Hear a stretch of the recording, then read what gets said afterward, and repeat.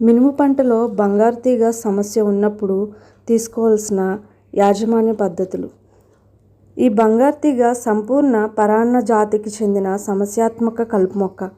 ఇటీవల కాలంలో మాగాణి మినుములో ఎక్కువగా వ్యాప్తి చెంది పంట దిగుబడిని పూర్తిగా తగ్గించున్నది.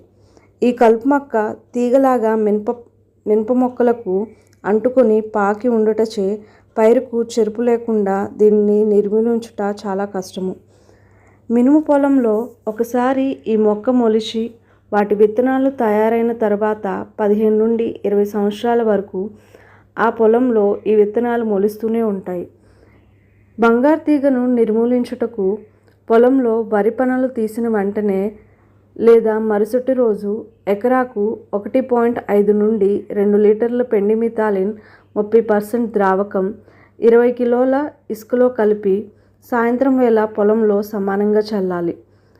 ఈ విధంగా చల్లిన వెంటనే ఎకరాకు 200 లీటర్ల నీరు పిచికారీ చేస్తే పైరుకు నష్టం లేకుండా బంగారు తీగను 60 నుండి 70% నిర్మూలించవచ్చు. అయితే వరి కోతల సమయంలో కూలీలు నీరు దొరకకపోవటం వలన ఆచరణలో కొంత ఇబ్బంది ఉంటుంది.